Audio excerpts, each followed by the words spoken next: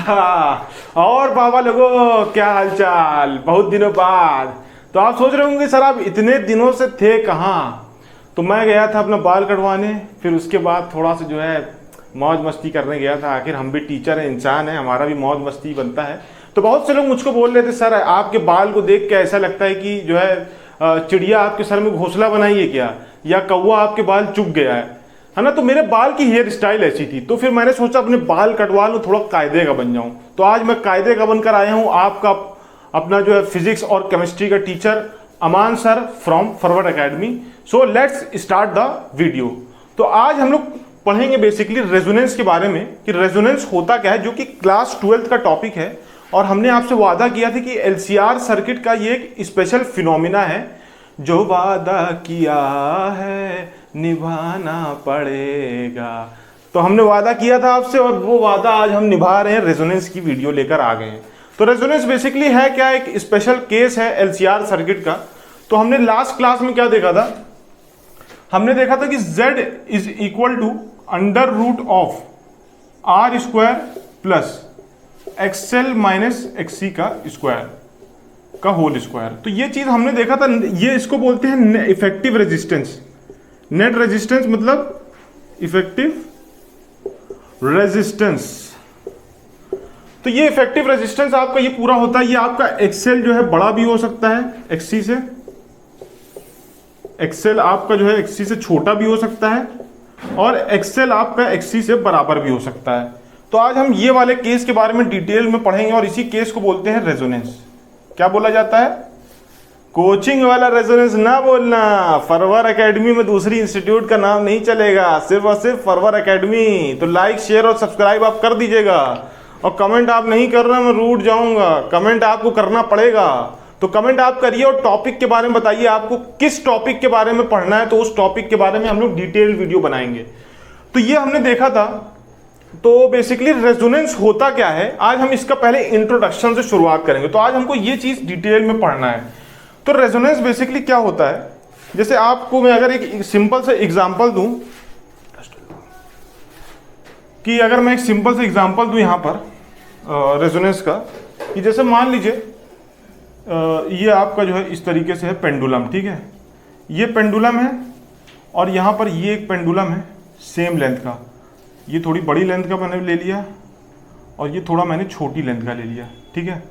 अच्छा, अब मैं करूंगा क्या बेसिकली, अब मैं करूंगा इसको यहां से धक्का दूंगा तो ये पेंडुलम ऐसे ऐसे ना, ऐसे ऐसे ऐसे ऐसे ऐसे ऐसे ऐसे झूला झूलेगा पेंडुलम। जैसे आपने झूला झूला होगा ना बचपने में। हा सर, बचपने की याद मत दिलाइए, क्या बचपना था। स्कूल जब नहीं जाना रहता तो पापा के पीछे छुप जाते, तो मम्मी वाइपर लेके आती थी, चल चल स्कूल चल स्कूल चल। वो दिन आप याद मत दिलाइए, लेकिन क्या करें, बचपना होता ही ऐसा इतना खूबसूरत। तो झूले की जब बात कर रहे हैं तो बचपना तो आ ही जाएगा, और आप सब झूला तो झूले ही होंगे, आपके सर भी झूले हैं। तो अगर मैं इसको यहां से धक्का दूंगा तो ये ऐसे ऐसे क्या करेगा, बेसिकली ऐसे ऐसे झूला झूल रहा है, ठीक है। तो ये जब झूलेगा तो ये अपनी नेचुरल फ्रीक्वेंसी पे झूलेगा।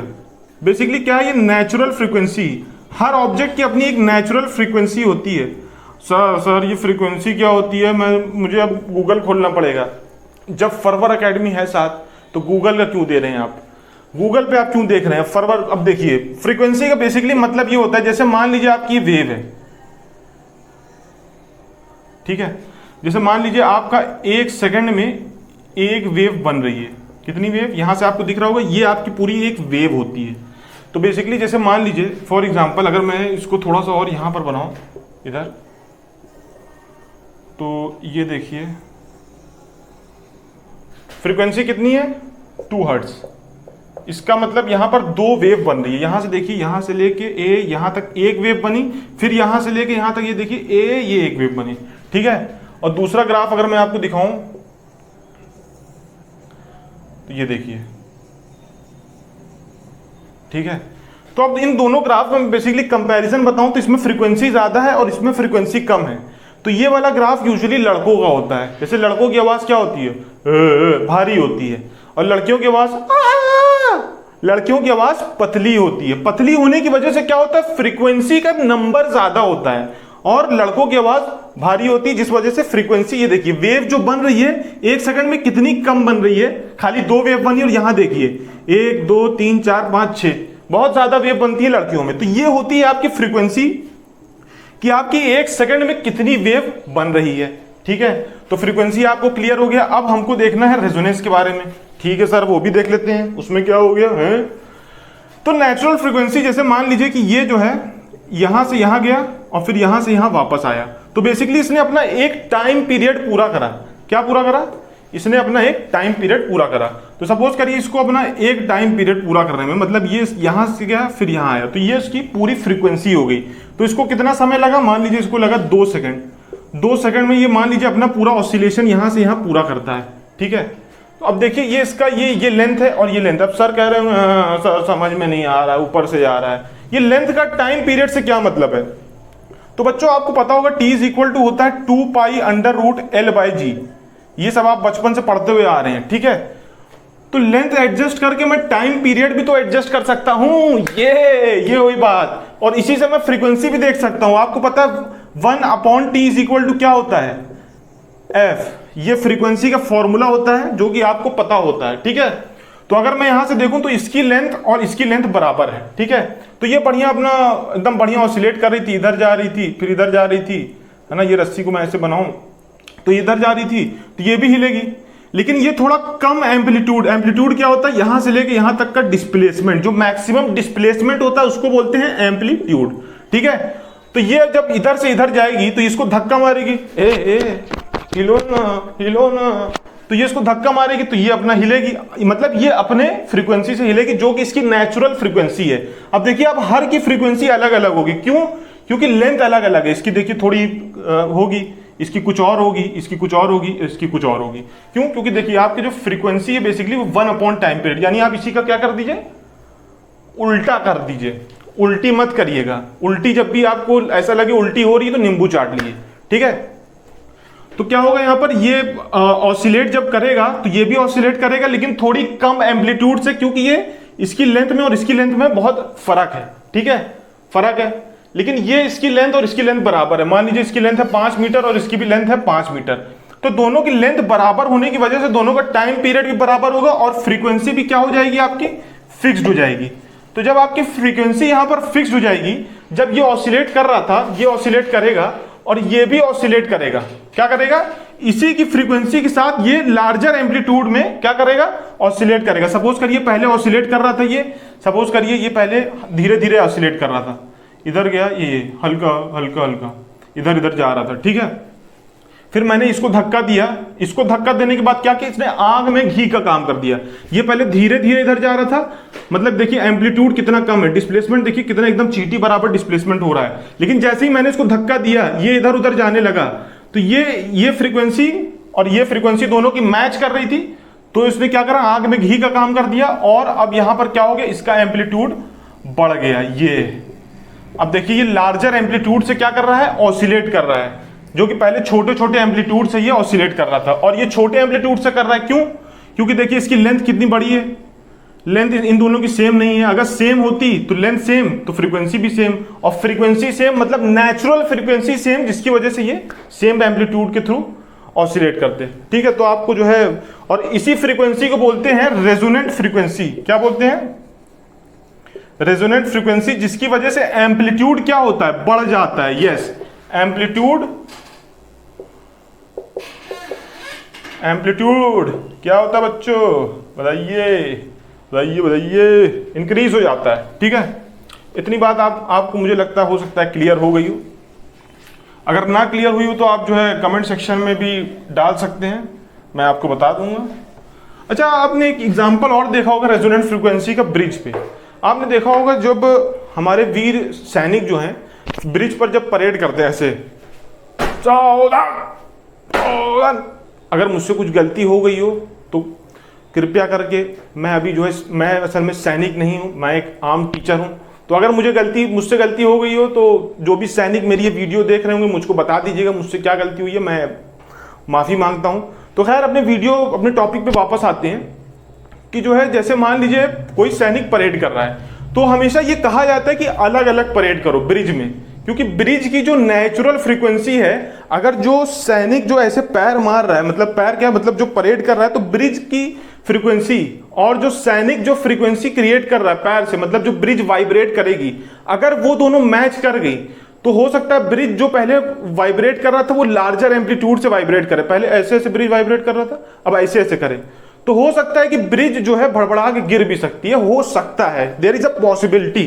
ठीक है, तो ये एक आपका हो गया रेजोनेंट फ्रीक्वेंसी का एग्जांपल। ठीक है, तो अब हम लोग अपने वापस टॉपिक पर आते हैं। हाँ, तो हम कहाँ थे, रेजोनेंस पर थे। तो इंपीडेंस की मैं बात कर रहा था, Z इज इक्वल टू, आपको पिछली वीडियो में बताया था कि √r² plus XL minus XC का क्या होता है, होल स्क्वायर होता है। ठीक है, तो बेसिकली यहां पर आप देख सकते हैं इंपीडेंस में, अब यहां पर एक फिनोमिना आता है रेजोनेंस का, जब मैं XL is equal to XC कर दूं।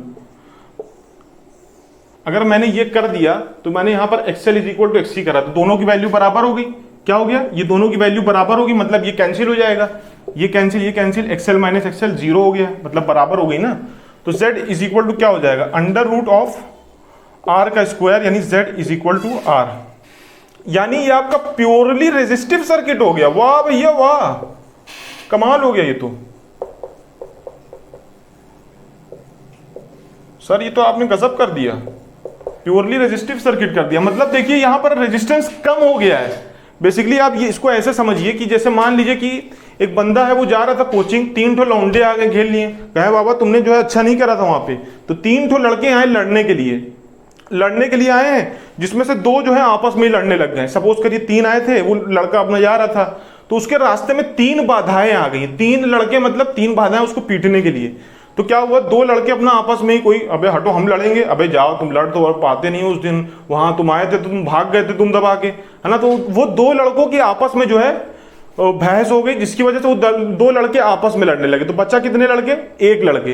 तो अब जो है बाधाएं थोड़ी कम हो गई और हो सकता है वो लड़का उससे लड़ सके, लेकिन 3 लड़कों से लड़ना तो भाई थोड़ा मुश्किल है, 1 लड़का और 3 लड़के, है ना। तो यहां पर बाधाएं कम होगी, मतलब आसानी ज्यादा हो गई। अब वो लड़का जो कोचिंग जा रहा था वो कोचिंग जा सकता है। तो कुछ इसी तरीके से यहां पर है, यहां देखिए बाधाएं अभी ज्यादा हैं, लेकिन क्या हुआ जब मैंने इसको बराबर कर दिया तो बाधाएं देखिए क्या हो गई, कैंसिल हो गई। इसका मतलब आपकी बाधाएं मिनिमम हो गई, यानी आपका जो इंपीडेंस है बेसिकली वो क्या हो गया, इंपीडेंस है आपका जो, वो क्या हो गया यहां पर मिनिमम हो गया। तो ये मिनिमम होने की वजह से बाधाएं आपकी कम हो गई। अच्छा सर बाधाएं कम हो गई तो इससे फायदा क्या होगा, इससे फायदा ये होगा कि आपका करंट मैक्सिमम होगा। करंट क्या होगा आपका, मैक्सिमम होगा। अच्छा करंट का आपको मैं फॉर्मूला बता दूं तो I इज इक्वल टू क्या होता है, V0 upon Z। V0 upon R होता है, लेकिन R की दर पे क्या लिखा है, Z, जो कि इफेक्टिव रेजिस्टेंस है, जिसको इंपिडेंस भी बोलते हैं, जिसका फॉर्मूला आपको बता था R plus R² XL minus XC का होल स्क्वायर। ठीक है, अच्छा तो ये यहां पर तो कैंसिल हो गया, तो इसको आप हटा सकते हैं, √R², तो ये अंडर रूट से स्क्वायर कट जाएगा। ठीक है, बचा क्या R। तो देखिए आप कितना आपकी आसानी होगी, XL भी गया, बहुत बगैती कर रहा था, और XC भी गया। तो ये आपका बेसिकली हो क्या गया, मैक्सिमम करंट हो गया, क्योंकि 2 जो लफंगे थे जो बीच में रोड़ा बने हुए थे वो क्या हो गए, वो यहां से बाहर हो गए। ठीक है, तो सर अगली बात आप क्या बताने वाले हैं, तो अगला हम बात ये बताने वाले हैं कि आपका करंट यहां पर बेसिकली क्या हो गया है, मैक्सिमम हो गया। तो आप यहां पर एक चीज देखिए कि जो फेजर डायग्राम के थ्रू हमने देखा था, फेजर डायग्राम के थ्रू अगर मैं फेजर डायग्राम बनाने की थोड़ी सी कोशिश करूं तो ये देखिए यहां पे आपका करंट है और ये आपका क्या है, वोल्टेज है। यहां पर आपका VL है, मतलब इंडक्टिव वोल्टेज, और ये आपका VC है, मतलब कैपेसिटिव वोल्टेज। ठीक है, तो अगर यहां पर मान लीजिए कुछ ऐसा हो जाए, ये कैंसिल हो जाए, क्या मतलब VL is equal to VC हो जाए, ये मैक्सिमम हो गया। हाँ यही तो देखा था हमने, ये क्या हो जाएगा, सेम डायरेक्शन में, सेम फेज में है। बेसिकली जो चीज सेम फेज में रहती है, ये सेम फेज में, मतलब वो क्या हो जाती है, मैक्सिमम हो जाती है। तो यहां पर ये बेसिकली क्या हो जाएगा, मैक्सिमम हो जाएगा। इसीलिए जो आपका करंट आ रहा था वो I0 आएगा, वो मैक्सिमम करंट इसको बोलते हैं। ऐसा कब होगा, जब XL is equal to XC होगा, जब बाधाएं क्या होगी, आपस में कैंसिल हो गई, कैंसिल। तो ये क्या हो गया, V0 अपॉन Z, Z की दर पे मैं क्या लिख सकता हूं, R। अभी आपको दिखाया था मैंने, तो ये आपका आ गया। इतनी चीज आप, मुझे लगता है आपको समझ में आ गई होगी, तो अब इसको थोड़ा ग्राफ के थ्रू भी समझ। इसी टॉपिक को जो है बेसिकली ग्राफ के थ्रू देखेंगे, क्योंकि ग्राफ के थ्रू बहुत सारी चीजें आसान हो जाती हैं। तो ग्राफ के थ्रू हम बेसिकली यहाँ पर ऐसे देख सकते हैं, ये मैंने बनाया, ठीक है। तो अगर मैं आपका दिखाऊं एक्सेल, मैं बेसिकली बात अभी कर रहा हूँ जितने भी हमने इंपिडेंस के टर्म देखे, जैसे एक्सेल देखा, एक्ससी देखा और आर देखा, ठीक है।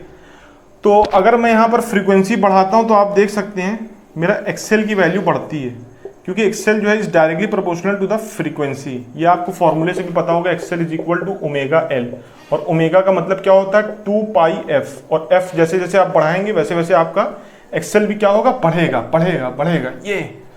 और एक्ससी का अगर मैं आपको दिखाऊं तो ये एक्ससी का आपका बन रहा है, एक्ससी का आपका इनवर्सली प्रोपोर्शनल है फ्रीक्वेंसी के, और रेजिस्टेंस को कोई फर्क नहीं पड़ता। रेजिस्टेंस अपना चाहे आप ओमेगा बढ़ा दीजिए चाहे घटा दीजिए, रेजिस्टेंस आपका कांस्टेंट रहेगा, क्योंकि रेजिस्टेंस ओमेगा पे फ्रीक्वेंसी पे डिपेंड नहीं करता। ये बात आप नोट में डाल लीजिए, नहीं तो फिर बाद में जो है मेरे ऊपर केस ठोकेंगे आपकी, सर आपने बताया नहीं और नंबर मेरा कम आ गया। ऐसा मत करिएगा, ठीक है। तो इतनी बात आपको क्लियर हुई। तो यहां पर आप देखिए ये फ्रीक्वेंसी यहां पे काट रही है एक दूसरे को, मतलब बराबर है, और ऐसी ही जगह पे हम क्या बोलते थे, ये आपका क्या है, रेजोनेंस का केस बन रहा है, रेजोनेंस का केस बन रहा है। एक्सएल इज इक्वल टू यहाँ पे क्या हो रहा है, एक्ससी हो रहा है, ठीक है। तो XL is equal to XC को अगर मैं ऐसे लिखूं तो XL is equal to XC, omega L is equal to 1 upon omega C, ये हम देख चुके हैं।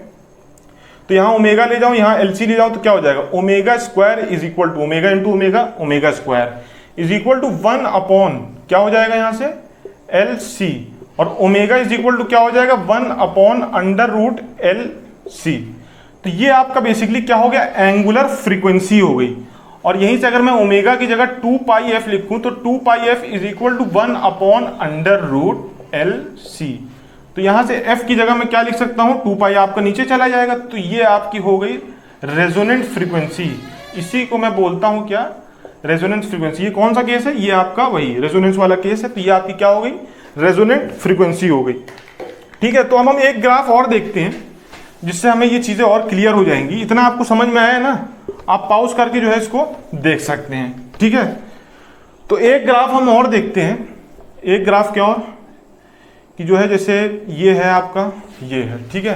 तो मैं z इज इक्वल टू यहाँ पे लिख रहा हूँ आर स्क्वायर प्लस, है ना, यहाँ पर लिख रहा हूँ omega L minus 1 upon omega C का होल स्क्वायर, ठीक है। तो अब आप यहाँ पर देखिए ये बेसिकली है कि 2 पाई एफ और ये भी है 2 पाई एफ, ठीक है।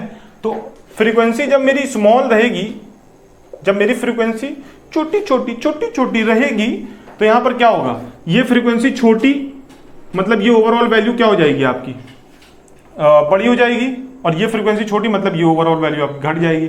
इसका मतलब ये हुआ कि फ्रीक्वेंसी स्मॉल रखने पर भी आपका जो इम्पिडेंस है वो लार्ज होने वाला है। क्यों लार्ज होने वाला है सर, क्योंकि इसकी वैल्यू तो ओवरऑल बढ़ रही है ना, मतलब इस क्वांटिटी में आप ये माइनस में है, लेकिन अब जब आप इसका स्क्वायर करेंगे तो ये पॉजिटिव में ही आएगा ना। आपको पता है -1 इंटू -1 क्या होता है, +1 होता है, ठीक है। अच्छा, अगर मैंने फ्रीक्वेंसी को लार्ज कर दिया तो क्या होगा सर, फ्रीक्वेंसी को लार्ज जब आप कर देंगे तो यहां पर क्या होगा, ये वाला टर्म तो छोटा हो जाएगा। क्यों, क्योंकि अगर ये नीचे वाला टर्म बड़ा हो रहा है तो ओवरऑल ये टर्म तो छोटा हो रहा है ना, छोटा, और ये वाला टर्म बड़ा हो जाएगा, तो ये टर्म तब भी बड़ा हो रहा है। यानी फ्रीक्वेंसी लार्ज करने पर भी z आपका लार्ज आ रहा है। तो इसको हम ग्राफ के थ्रू समझ सकते हैं कि जो है ये देखिए कुछ इस तरीके से आपको बनता है। ये मतलब यहां पर जो है लार्ज और लार्ज, यानी कि फ्रीक्वेंसी चाहे आप स्मॉल कर लीजिए तब भी आपका z लार्ज आएगा, चाहे आप फ्रीक्वेंसी लार्ज कर लीजिए तब भी आपका z लार्ज आएगा। तो आपका z मिनिमम आता कब है, रेजोनेंट फ्रीक्वेंसी पे। कब आता है, जब XL इज इक्वल टू क्या हो जाए, XC हो जाए। यानी कि ये वाला जो पॉइंट है इस पे आपका जो इंपिडेंस होने वाला है, बेसिकली देखिए दोनों छोर हैं, दोनों छोर पे देखिए आपका z क्या है, लार्ज है। कुछ भी कर लीजिए z आपका लार्ज ही आ रहा है, मतलब यहाँ पे भी लार्ज रहेगा, यहाँ पे भी लार्ज रहेगा। देखिए यहाँ से नीचे गिर रहा है तब भी जो है आपका यहाँ पे लार्ज है और इधर भी लार्ज है। लेकिन यहाँ पे जो आपका इंपिडेंस है बेसिकली वो मिनिमम है। क्या है, मिनिमम है, मतलब यहाँ पर आपका इंपिडेंस कम है, यानी रुकावटें कम है। तो यहाँ पर आपका करंट मैक्सिमम होने वाला है, आई मैक्स, रुकावटें कम। रुकावटें कम, बाधाएं कम, मतलब करंट आपका मैक्सिमम होने वाला है। तो अगर मैं इसी को लेके करंट का एक ग्राफ बनाऊं, यहां पर मैं बना सकता हूं, तो करंट में क्या हो जाएगा, करंट में कुछ ऐसा हो जाएगा। ये देखिए यहां पर आपका करंट बेसिकली क्या है, आई मैक्स। तो यहां पर आपका करंट आप देख सकते हैं, यहां पे आपका करंट बेसिकली है क्या, ओमेगा। देखिए ओमेगा जैसे जैसे यहां पर देखिए जैसे जैसे बढ़ रहा है, एक पॉइंट पे आके करंट आपका मैक्सिमम हो गया। यहीं पे आपका क्या था, Z is equal to R, impedance यहाँ पे मिनिमम, रुकावटें कम होने की वजह से करंट आपका बढ़ गया। यहीं अगर रुकावटें ज्यादा होती तो क्या आपका करंट कभी बढ़ पाता, कभी नहीं बढ़ पाता।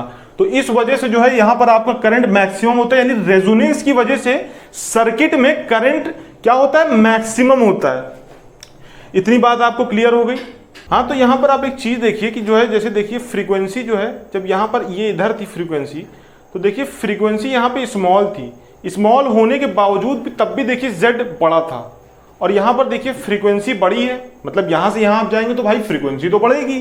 तो फ्रीक्वेंसी यहां से यहां आने में बढ़ गई, तब भी Z आपका लार्ज, मतलब चाहे फ्रीक्वेंसी को स्मॉल रखिए, चाहे आप फ्रीक्वेंसी को लार्ज रखिए, आपका इंपिडेंस यहां पे और यहां पे मैक्सिमम होने वाला है। लेकिन मिनिमम कहां पे होगा, रेजोनेंट फ्रीक्वेंसी पे, यानी जब आप XL is equal to XC वाली कंडीशन को लगाएंगे।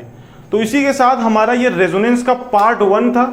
इंशाल्लाह अगर आप इसमें कमेंट करेंगे रेजोनेंस पार्ट 2, तो जल्दी से जल्दी रेजोनेंस पार्ट 2 भी आएगा, जिसमें हम बात करेंगे बैंड विड्थ क्वालिटी के बारे में, क्वालिटी फैक्टर क्या होता है आपका, और हम बात करेंगे रेडियो ट्यूनिंग के बारे में और सिग्नल्स के बारे में।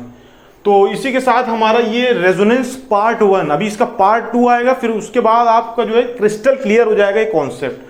उम्मीद करता हूं आपको मेरी ये वीडियो पसंद आई होगी। अगर पसंद आई हो तो हमारे चैनल को लाइक करिए, शेयर करिए, सब्सक्राइब करिए। Thanks from forward academy.